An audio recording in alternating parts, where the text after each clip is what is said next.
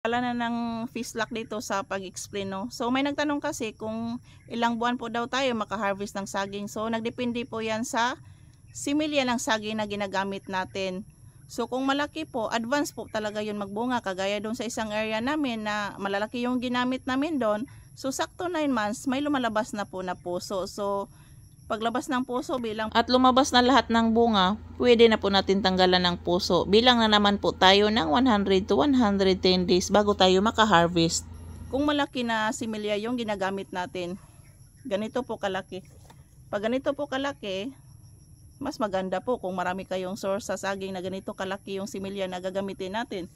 Pero kung maliit po, mas matagal po talaga. Umabot po ng 14 months o 15 months yung maliliit na similya yung gamitin natin. Pero mas matagal po talaga pag tissue yung ginagamit natin. Kasi yung iba, tissue po yung ginagamit. Umabot po ata ng 17 months, 18 months bago maka-harvest. So dapat po talaga, kung gusto nyo talaga madalian, gumamit po kayo ng similya ng saging na yung mga malalaki. Kasi yun yung nangyari doon sa isang area namin na puro malalaki po yung ginamit namin na similya. So sakto 9 months, may lumalabas na puso. Advance po magbunga. So ganyan kalaki na saging, mas advance po ito magbunga. Malaki talaga. Kung ganyan naman kaliit, mas matagal. So kung ako sa inyo, kung may plano kayo na magtanim ng saging, piliin nyo yung malalaki na gagamitin natin kasi mas madali. The more kasi na maliit yung gagamitin natin na similya ng saging, the more din po yung gasto dito, mas malaki yung gasto, 'di ba? Matagal natin hintayin. Magasto sa abono, sa labor sa paglinis, lahat na kung may pera tayo na panggasto. Pero kung wala naman tayong pera na panggasto, linis-linis lang po para iwas sa sakit ng saging natin. So maganda na malalaki yung similya na gagamitin natin.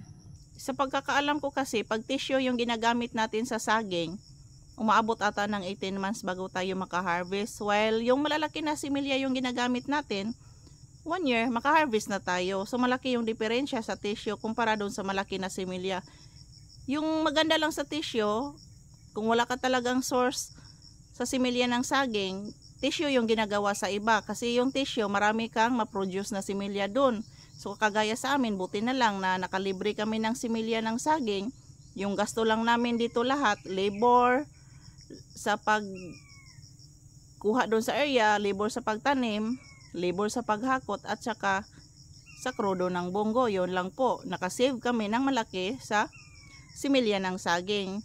Sa mga nakatry dyan, yung tissue, ilang buwan ba i-prepare bago pwede na po natin itanim. So 18 months yung hintayin natin kung tissue yung ginagamit natin, plus palagpalagay natin 4 months yung pag-prepare sa tissue bago matanim. So 2 years po yung hihintayin natin bago tayo maka-harvest. Samantalang yung malaki na similya ginagamit natin, 1 year maka-harvest na tayo.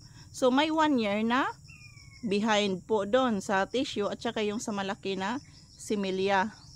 Paki-comment lang po kung sino yung nakatry sa tissue, kung ilang buwan po ba ito piniprepare bago natin itanim.